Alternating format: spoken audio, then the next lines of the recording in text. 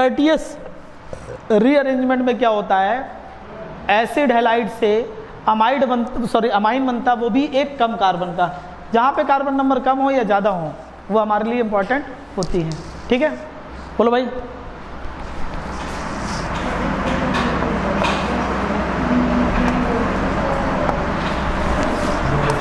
तो RCOCl Na N3 second part अपना H2O KOH है ना, डायरेक्ट ऐसे लिखा जा सकता है इसको।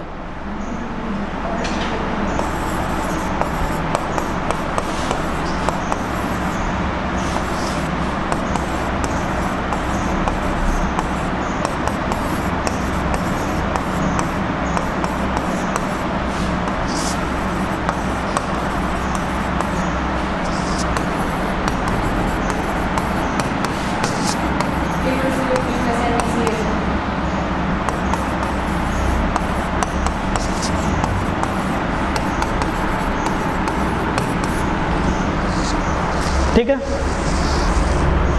सिमेट्री रिएक्शन बची, वो तो अपन को आती है ना।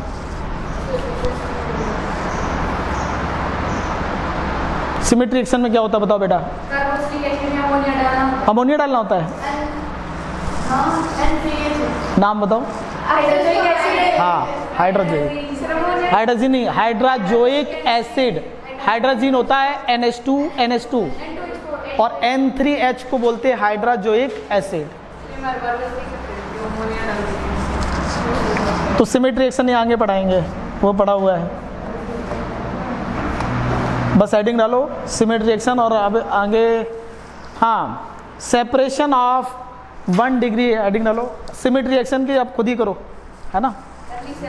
तो अपन लोग पढ़ रहे सेपरेशन ऑफ, हेडिंग डालो separation of 1 degree, 2 degree, 3 degree and quaternary ammonium salt.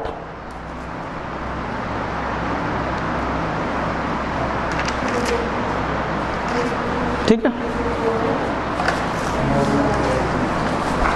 अपन ने मान लो 1 डिग्री, 2 डिग्री, 3 डिग्री और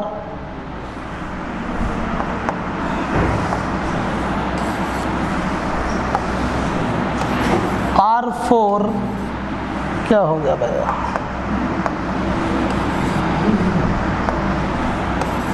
R4N+Cl-, ये पूरा मिक्सचर हमारे पास है। मान लो इनको सेपरेट करना चाहते हैं,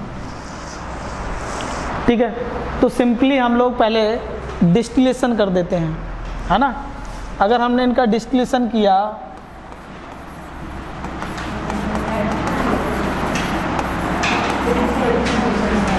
तो इसमें ये क्वाटरनरी अमोनियम सॉल्ट का डिस्टिलेशन नहीं होता है। तो यहाँ बचेगा बेटा 1 डिग्री, 2 डिग्री, 3 डिग्री अमाइंस, है ना।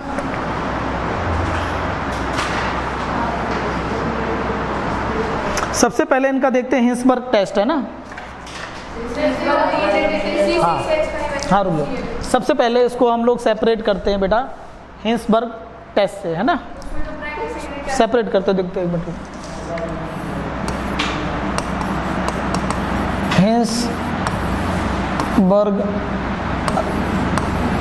रिएजेंट या हिंसबर्ग मेथड से इसको अलग करने की कोशिश करते हैं।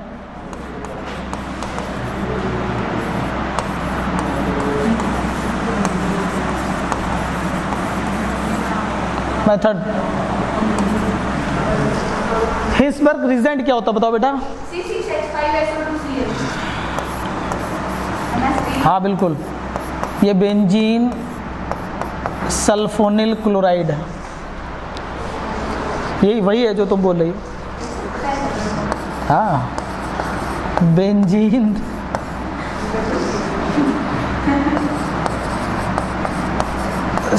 Sulphonyl chloride.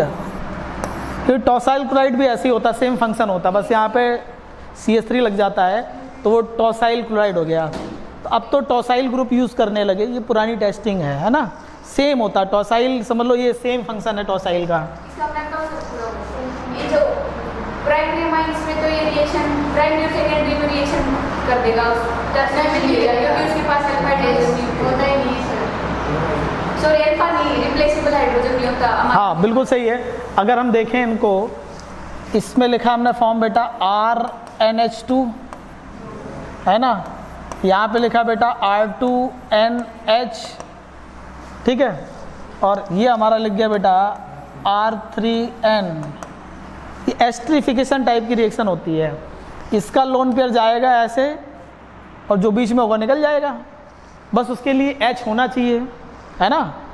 मेरी बात समझ रहे हो कि नहीं समझ रहे? एस्टरिफिकेशन टाइप की रिएक्शन होगी, ये लोन पेयर अटैक करेगा यहाँ पे, और इस N और इस Cl के बीच में जो फंसेगा वो निकल जाएगा। R लेकिन नहीं निकलेगा, R की लीविंग टेंडेंसी इतनी अच्छी नहीं है, तो हमारा फिलहाल जाएगा, अगर प्राइमरी और सेकेंडरी कर देखा जाएगा तो ये हमारा, अगर देखा जाए तो ये हमारा है benzene sulphonyl chloride plus NHR लगा हुआ है, तो ये हमारा बन गया प्रोडक्ट, मतलब रिएक्शन हो रही है।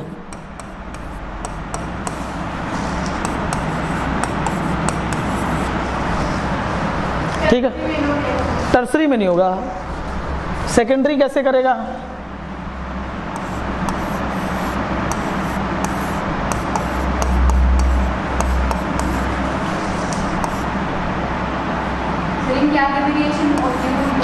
अब कराएं, पूरी करा दे रहे ना, ये इम्पोर्टेंट है इसलिए मैं कोशिश करूँगा पूरा समझा दूँ।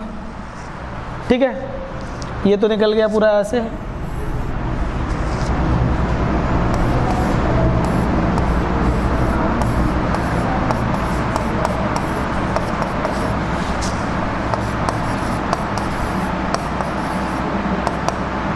ठीक है, मतलब क्या हुआ कि सबसे पहले 1 2 3 प्राइमरी सेकेंडरी टर्सरी और क्वार्टरनरी अमोनियम सॉल्ट को मिक्सचर था, हमने डिस्टिलेशन किया तो क्वार्टरनरी अमोनियम सॉल्ट तो रह गया, बाहर क्या आया, जो मतलब बचा हुआ जो है 1 डिग्री 2 डिग्री 3 डिग्री अमाइन रहा, इसका हम हिंसबर्ग मेथड से अलग करना चाहते हैं, तो इसमें हमने हिंसबर्ग रीजन डाला, तो प्राइमरी अमाइन ने रिएक्शन किया और सेकेंडरी ने किया, बट टर्सरी अमाइन कैसा रहेगा, अनरिएक्टेड फॉर्म में रहेगा, है ना, उसको अलग अनरिएक्टेड जो चीज़ें होती हैं अलग हो जाती हैं।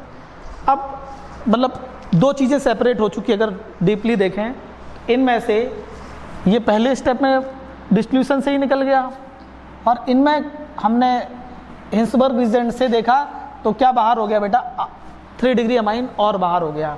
अब बचा 1 डिग्री और 2 डिग्री अमाइन, उसको सेपरेट कैसे करते हैं बताओ? 1 डिग्री और 2 डिग्री, हाँ, इसकी बेस के साथ एल्डिहाइड के साथ रिएक्शन करा, हाँ, फिर जो कंपाउंड बनेगा ना वो कलर के बेसिस पे हमें डिफरेंस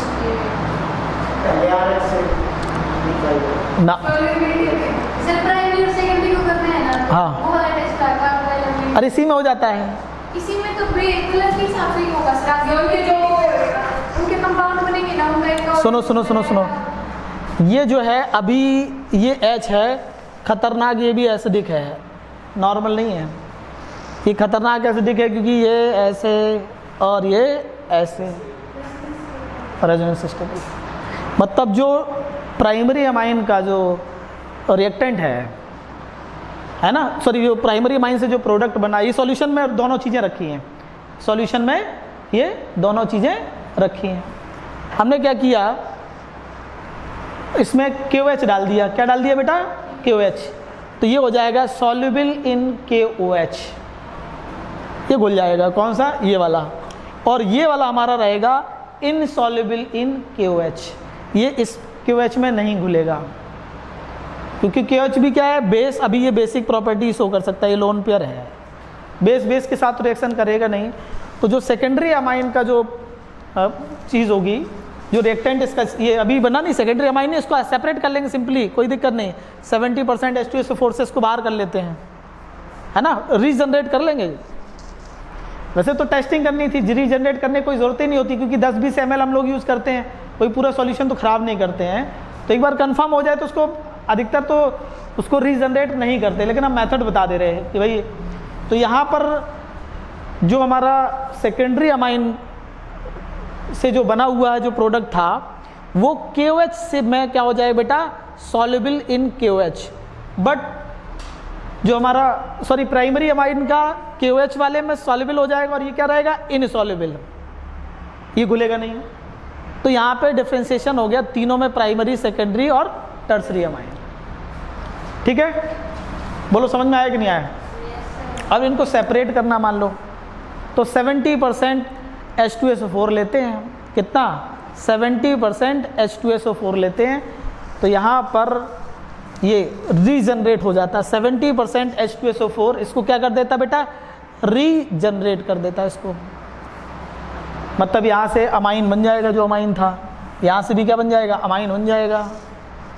ऐसे देखो ये टूटेगा, ऐसे HOH है ना, यहाँ पे OH देखो। अब इसमें समझ में आ रहा है कि नहीं आ रहा? ये वैसे ज़रूरत नहीं होती रीजनरेट करने की, क्योंकि टेस्टिंग बहुत कम अमाउंट में लेते हैं। अगर रीजनरेट करना है तो हो जाता है। ये 70% H2SO4 यूज़ करते हैं। क्या? 70% H2SO4 दो जगह यूज़ करते हैं, एक तो यहाँ पे करते हैं और एक नेफ कार्बोनिल सिंथेसिस में करते हैं, नेफ कार्बोनिल सिंथेसिस में।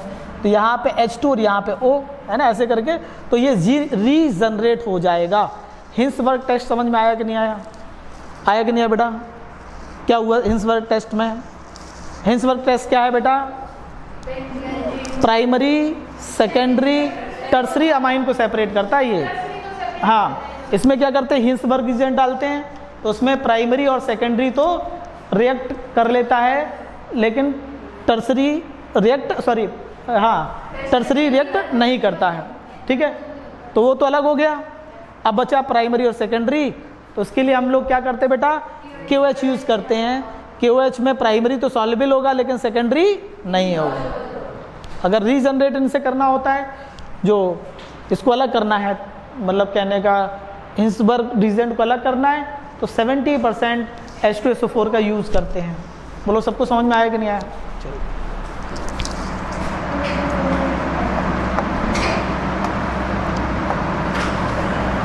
अब हम लोग दूसरा मेथड यूज़ करते हैं, 1 डिग्री, 2 डिग्री और 3 डिग्री अमाइंस की टेस्टिंग। दूसरा मेथड अपना है बेटा कौन सा?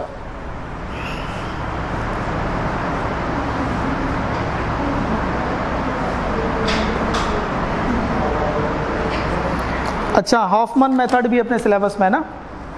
हॉफमन मेथड में क्या करते बताओ बेटा?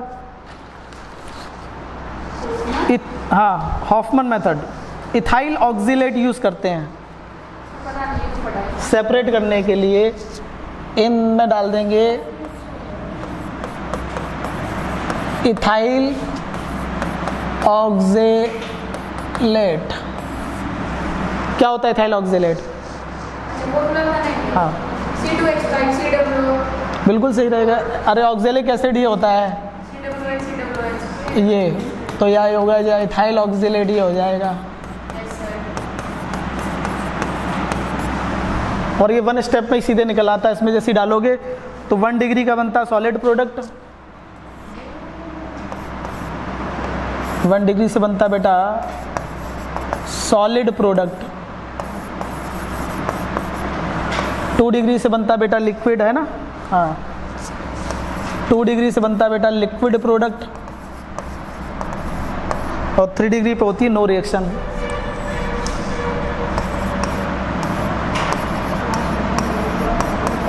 ये टेस्ट बहुत बढ़िया रहता है।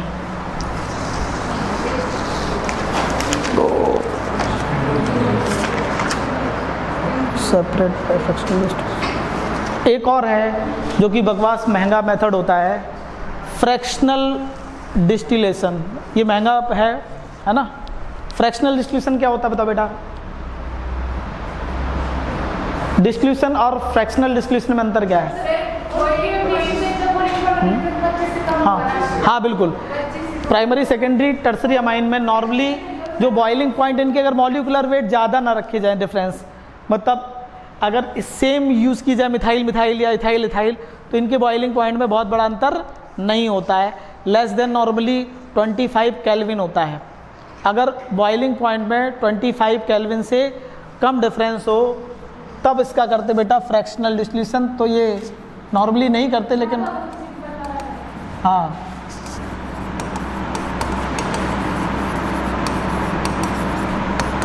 ठीक है। तो अपन लोगों ने 3 मेथड से सेपरेट करेंगे, वह मोस्टली 2 ही से ही करते हैं, है ना। फ्रैक्शनल डिस्टिलेशन पता क्या होता है, ऐसे एक फ्लास्क रखा हुआ है, ऐसे मान लो नॉर्मल देखो, जैसे अगर रखा हुआ मान लो एक कप वाटर रखा हुआ है जिसका बलराम पाल 100 डिग्री सेल्सियस है ना। मान लो रखा है एक कैरोसिन, मतलब एक लिक्विड रखा है, ईथर मान लो रखा है जिसका बॉइलिंग पॉइंट 60 डिग्री सेल्सियस है। हाँ, इसका बलराम पाल 60 डिग्री सेल्सियस है। तो सोचो जब हम 60 डिग्री सेल्सियस पे इसको हीट करें, है ना। हाँ, तो 60 डिग्री सेल्सियस पे हीट किया तो आप समझो कि ये ईथर तो पूरा निकलेगा, समझ में आ रहा है। ईथर तो पूरा निकलेगा क्योंकि बॉयल हो रहा, तो उसके पास सभी मॉलिक्यूल्स के पास सफिशिएंट एनर्जी होगी कि वो निकल जाए। बट वाटर जो सरफेस पे है, समझना, जो वाटर सरफेस पे है वो ड्यू टू इवोपरेशन वो भी निकलेगा। नहीं समझ में आ रहा। जो वाटर जो सरफेस पे है, इवोपरेशन क्या होता है बताओ ना। When liquid converted into gas below it's boiling point, boiling point से कम टेम्परेचर पर जब लिक्विड अपने वेपर फेज में कन्वर्ट होता है तो उसे बोलते हैं इवोपरेशन। और इसमें सिर्फ सरफेस के मॉलिक्यूल्स ही रिस्पॉन्सिबल होते हैं। सरफेस के मॉलिक्यूल ने धोखा दे दिया हो तो समझ लो, अगर किसी का बॉइलिंग पॉइंट 100 डिग्री सेल्सियस है तो बाकी सब मॉलिक्यूल ने डिसाइड किया कि हम कम से कम 100 डिग्री सेल्सियस जो टेम्परेचर हमें दिया जाएगा तब हमारे पास इतनी एनर्जी आएगी कि हम वेपर में कन्वर्ट होंगे। But due to unbalance force कहाँ पर, सरफेस पे, जिसे हम सरफेस टेंशन के फॉर्म में भी पढ़ते हैं, तो ये जो मॉलिक्यूल होते हैं वो धोखेबाज होते हैं। किसके? सरफेस के। ये बॉइलिंग पॉइंट से कम टेम्परेचर पे भी इवोपरेट, मतलब गैस में कन्वर्ट हो जाते हैं। इसी को हम बोलते हैं इवोपरेशन। क्या बोलते हैं? इवोपरेशन। तो यहाँ पे हाँ, पहले सुन तो लो, अभी तो मैं एक बार वही तो बात कर रहा हूँ, ये सिंपली है ना। ज़रूरत क्या है यहाँ पे, मतलब समझ लो, पहले हमने डिफरेंस रखा ना कितना, 60 वाला, सिंपल बताएंगे तभी तो फ्रैक्शनल समझ में आएगा। तो यहाँ पे क्या हुआ, कौन से, देखो एक बात समझना, 60 पे ईथर तो बहुत निकल रहा होगा, बट इनके बॉइलिंग पॉइंट में अंतर है, तो हमारा वाटर कम होगा इसके रिस्पेक्ट में। वाटर निकलेगा लेकिन बहुत ज़्यादा नहीं निकलेगा। तो 2 और 3 टाइम ऐसा करेंगे तो हमारा कब वाटर क्या रहेगा, कम से कम रहेगा। कभी भी डिस्ट्रीब्यूशन चाहे फ्रैक्शनल हो चाहे नॉर्मल हो, कभी भी 100% इससे सेपरेशन पॉसिबल नहीं है ना। अब मान लो ऐसा हो जाए कि भाई एक का 90 डिग्री हो जाए, सोचो 90 डिग्री और 100 डिग्री सेल्सियस वाला अगर हो जाए तब मसला क्या होगा। तब क्या होगा कि 90 वाला जितना निकलेगा लगभग थोड़ा कम 100 वाला भी निकलेगा, क्योंकि इनकी काइनेटिक एनर्जी सफिशिएंट, मतलब दोनों में अंतर नहीं है कि भाई एक 100, हाँ समझ लो, इसके पास 100 डिग्री सेल्सियस पे ये निकल रहा था, ये 90 पे निकल रहा। जब आप 90 पे करोगे तो ये जितना होगा उससे कुछ ही कम ये होगा, बट इनकी काइनेटिक एनर्जी में तो अंतर होगा। जो गैस के मॉलिक्यूल्स जा रहे होंगे तो ये बहुत तेजी से जा रहे होंगे और ये उनसे काफ़ी स्लोली जा रहे होंगे। जो हमारे पार्टिकल्स है उनकी वेलोसिटी में अंतर होगा, नंबर में अंतर बहुत कम। ऐसा नहीं होगा कि ये फ्रैक्शन अगर देखें तो ये बात समझना, अगर इतना वाला पार्ट है तो इनके नंबर में अंतर बहुत ज़्यादा नहीं होगा कि मान लो 1000 ये जा रही है, 1000 जा रहे तो ये 900 जाएंगे, 800 जाएंगे, यानी कि बहुत बड़ा डिफरेंस नहीं होगा। बट जो पार्टिकल गैस में जा रहे उनकी काइनेटिक एनर्जी में अंतर होगा। तो हम क्या कर देते हैं, फ्रैक्शनेटिंग कॉलम लगा देते हैं। क्या लगा देते हैं बेटा? Fractionating column. उसमें ग्लास बीड डाल देते हैं। ग्लास बीड क्या करते हैं, एनर्जी को क्या कर लेते हैं बेटा, एब्जॉर्ब, वो ठंडे होते हैं। तो ये वेपर गई तो ग्लास बीड से टकराएगी तो लॉस ऑफ एनर्जी होगा। लॉस ऑफ एनर्जी होगा तो जिनके पास ज़्यादा एनर्जी थी वो तो क्रॉस होके चले जाएंगे, और जिनके पास कम एनर्जी होगी तो वो उनकी एनर्जी लॉस होगी और वो लिक्विड स्टेट में कन्वर्ट हो जाएंगे, तो वो वापस यहीं पे चले आएंगे। तो फ्रैक्शनल डिस्टिलेशन में कोई ऐसा नहीं होता है बड़ा महंगा पड़ता है, तो नॉर्मली यहाँ पे पढ़ते हैं।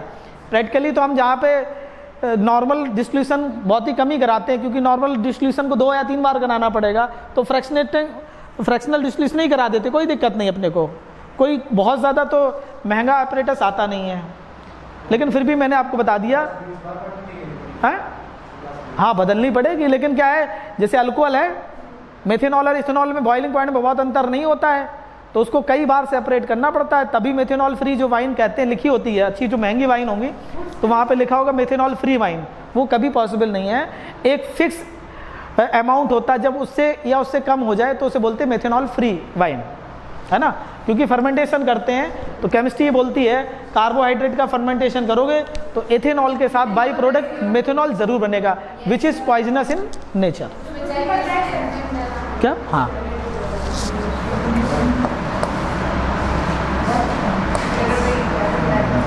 तो ये तो समझ में आ गया बेटा सबको, है ना। चलो चलो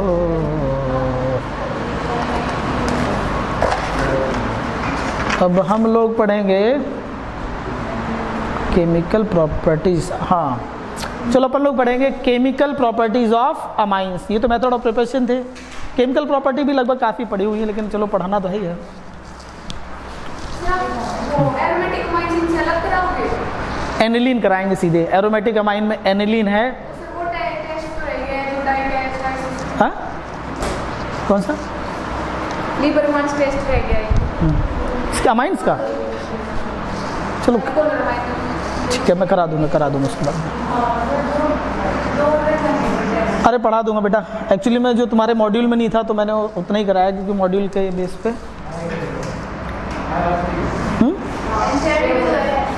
अरे पढ़ा दूंगा बेटा, कोई भी ऐसी चीज़ नहीं जो नहीं पढ़ाऊंगा, ठीक है। फिलहाल तो अभी हमने मॉड्यूल के बेसिस पे नोट्स बनाए हैं, क्योंकि सिलेबस सर ने बोला 20 तारीख को ख़त्म कर दो, आप कैसे करेंगे, बस इतना थोड़ा सा प्रॉब्लम। बाकी तो मैं तो अलग ही सब पूरा पढ़ाता। नहीं 10 मिनट में काफ़ी कुछ हो जाता है।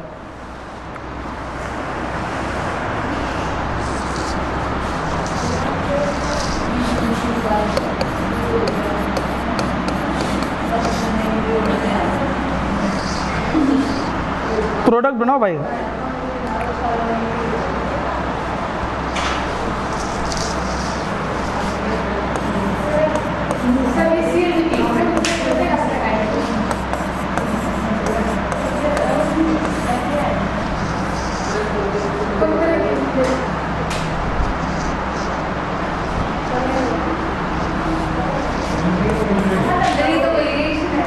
तो क्या किया जाए, ये तो वो नहीं है रिएक्शन।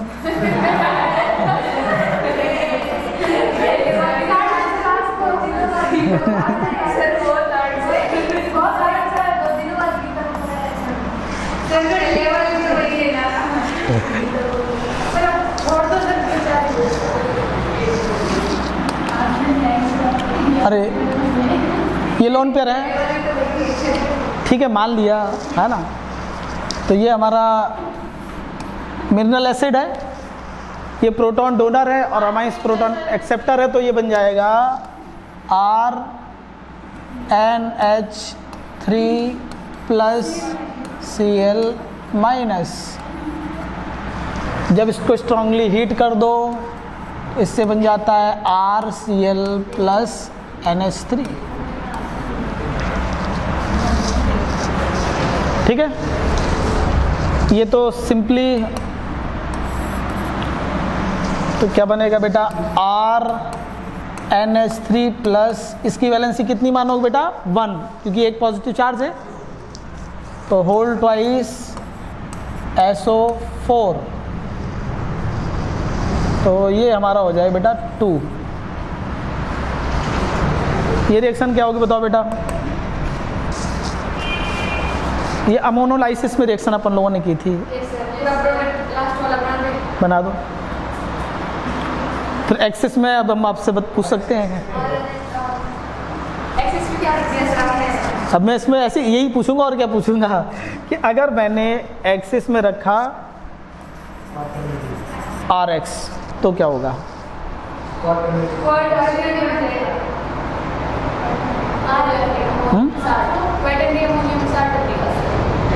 सच में? यस सर, अगर अमोनिया एक्सेस में रखेंगे तो अगर ये वाइट हो रहा है सर ना, तो इसमें तो प्राइमरी नहीं है, तो सुगर की बनिया है तरीके मतलब इंडिया तो उसमें काफी बड़ा प्राइमरी लेवल एक्सप्लेन इसमें बनाना थोड़ी नहीं आती बनाना नहीं, लेकिन एक बात बोले, क्वेश्चन है हमारा ये रिएक्शन में भाई, वहाँ पे ऐसा तो लिखा नहीं आएगा पेपर में right the method of preparation of this.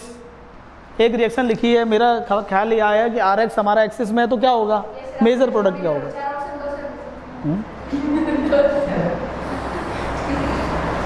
मेरा सवाल है कि RX एक्सिस में है, अब आप बताओ क्या होने वाला है?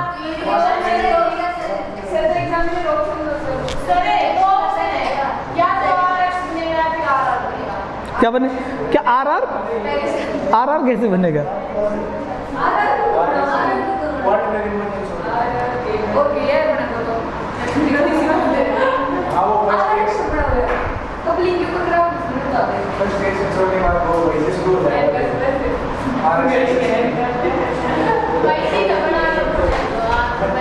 हाँ देखो, ये मान लो बिल्कुल सही कह रहे हो कि अगर ये लिखा हुआ है तो इसका प्रोडक्ट ये बनेगा पहले स्टेप में R2NH प्लस बड़ा अच्छा है HX। अब ये फिर से वो रिएजेंट बन गया। ये रिएजेंट देखो, ये बात समझो, ये तो हमारा हो गया सबस्ट्रेट, क्योंकि ये न्यूक्लियोफिलिक सब्स्टिट्यूशन रिएक्शन है। सबस्ट्रेट इस रिएक्शन के बाद प्रोड्यूस फिर से क्या हो गया, रिएजेंट, फिर इस पे करने वाला है। RX हमने एक्सेस में रखा तो क्वाटरनरी अमोनियम सॉल्ट बनने वाला है।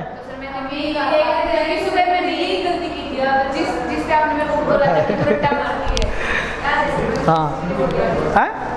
अच्छा, तो अब यहाँ पे एक्सेस में देखो, ये रिएक्शन को क्या यही बार बार सोच सकते कि अगर इसको हम एक्सेस में रखेंगे तो क्या बनेगा? इसको ओनली सेकेंडरी अमीन, प्राइमरी तो है ही, वन स्टेप मूव करेगी।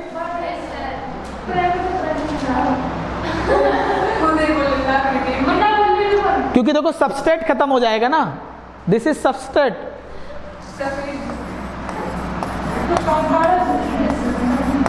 बेटा ये क्वेश्चन आता है, आज लाइटली ले रहे हो और क्वेश्चन छोड़ के मत आ जाना, समझ लेना। इसमें अगर डीपली नहीं सोचोगे तो उल्टा करके आ ही जाते हैं। ये सबस्ट्रेट देखो, ये अगर एक्सेस में रख रहे हो तो ये खत्म ही हो जाएगा ना, क्योंकि रिएक्शन के बाद सबस्ट्रेट जनरेट नहीं हो रहा, जनरेट क्या हो रहा, रीजेंट। तो रीजेंट तो एक्सेस में ही है, और मिल जाए तो कोई फर्क नहीं पड़ेगा, सबस्ट्रेट खत्म हो गया तो ये सेकेंडरी अमाइन बनेगा, मेजर प्रोडक्ट। ठीक है,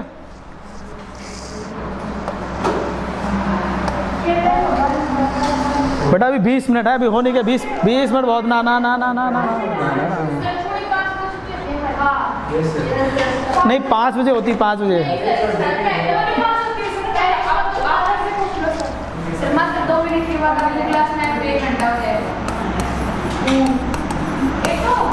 नहीं 2 घंटा तो नहीं होगा, या ऐसा नहीं हो सकता है।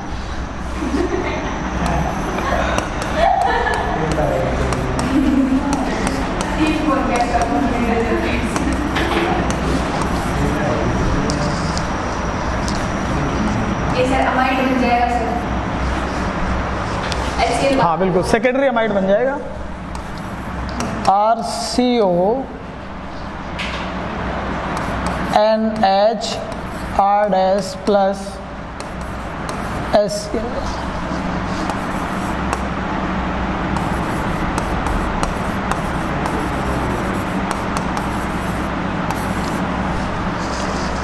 एस्टरीफिकेशन टाइप की रिएक्शन है।